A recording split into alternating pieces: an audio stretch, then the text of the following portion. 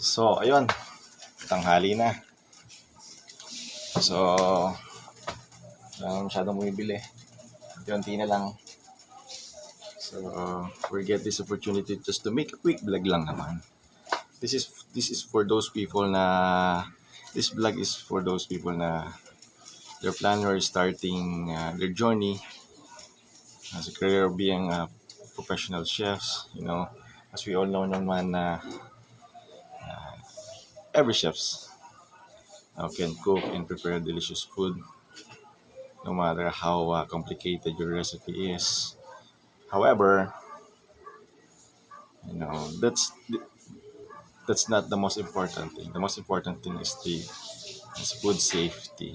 You know, you know, no matter how complicated your recipe is, again, like what I said, how delicious it is, how long you're going, how long does it takes to prepare your dish. But if the food make people sick, all your efforts are wasted. So food safety is very important. Uh, if you hear this food safety repeatedly again and again, sometimes nakakabon. But also, it always reminds you na sometimes you make a bad habit in the kitchen. So it always reminds you, oops, ito pwede. Oops, may ano lang. Cash in, doon sa baba. Sa baba. May ano lang. Okay, so, again, sometimes you make bad habit inside the kitchen, but you will correct it right away because you have a knowledge. So, it stop immediately. So, yun. Sino-sino yung mga people na high risk sa foodborne illnesses? Number one is, of course, the infants. Infants because their immune system is not build up yet pa. So, sobrang pa. Hindi pa talaga, wala pa silang masyadong immune system talaga because they're still young, still baby. So, the other one is the elderly. Of course, the elderly is yung mga matatanda na yan. So, their immune systems are weakened na. Sobrang hina na. So, mas madali silang madapuan ng mga sakit. The third one is the pregnant woman. Siyempre, of course, pag buntis sila, nakakompromise yung immune system nila, humihina din. Of course, the people who have HIV positive, yun. Same lang din sa pregnancy, nakakompromise. So, humihina yung immune system nila. So, that's why the people are high risk in foodborne illnesses. So, paano ba nabubuhay itong foodborne illnesses? Usually, hindi ko siya makikita in your naked eye. You have to use the microscope because this is small microorganisms that cannot be seen by your naked eyes. So, ang microorganism or pathogen, what we call is nag-grow siya faster. So, these are the things that pathogens can grow easily. Number one is, just remember this acronym. It's FATO. It's food, of course. Sa food, dyan talaga sila tinatarget nila yan. Of course, dyan sila nabubuhay. Sa mga dairy, sa mga protein, sa mga carbs. They easily get, they increase easily. And the one is the acid. Sometimes, acid or without acid, they can grow easily.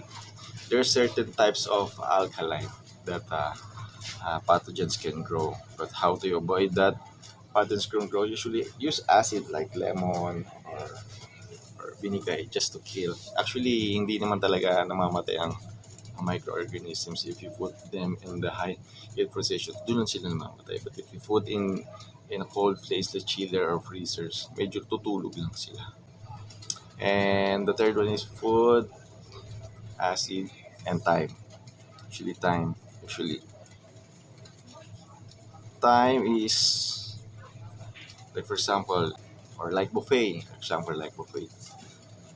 It should be only 4 hours. After that 4 hours, you have to discard it because more than 4 hours, the microorganism will start grow.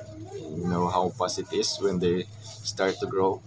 for I think for 20 minutes, then you grow faster, 1,000 times. So, ganun siya kabilis. And the fourth one is food, acid, time, oxygen.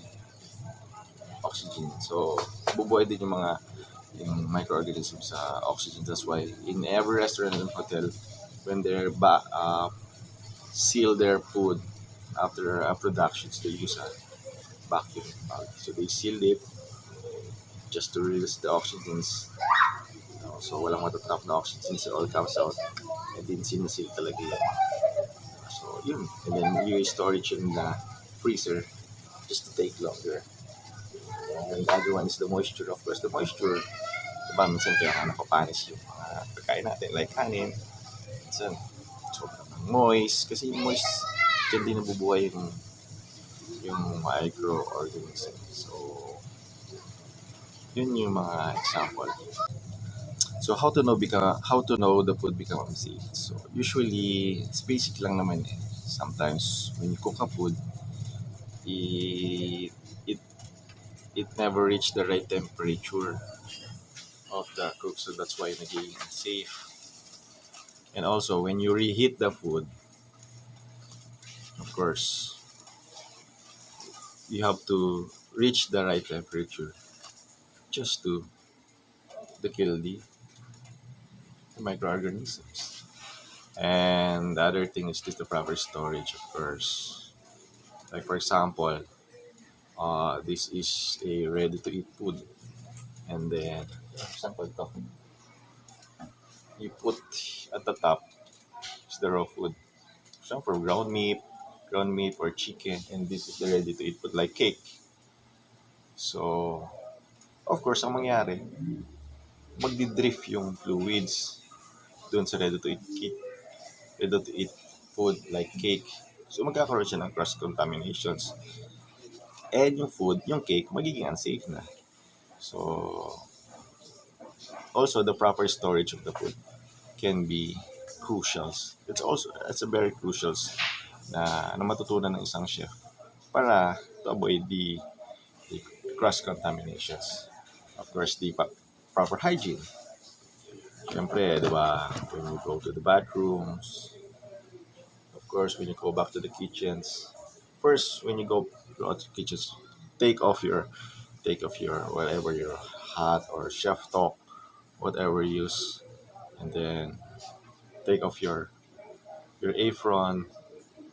So then, when you go back to the kitchen, just to make sure, go to the washing area and, of course, rinse your hands, because food hygienes can also can affect food poisonings, and this is also the reasons why the food is unsafe.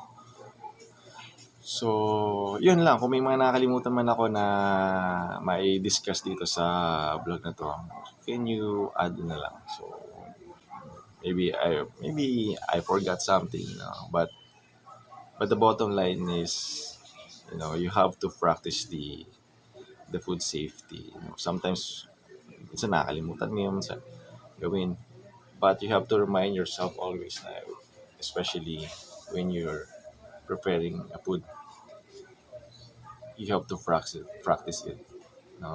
Hanggat maaari talagang kahit gaano ka busy, kahit gaano ka pagod, or gaano ka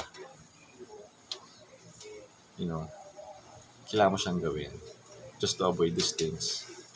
Siyempre, at the end of the day, we're not making a delicious food or a presentable dish, but we also want to make sure that our guests, they are safe and happy when they're living in a restaurant or a hotel. So, yun lang.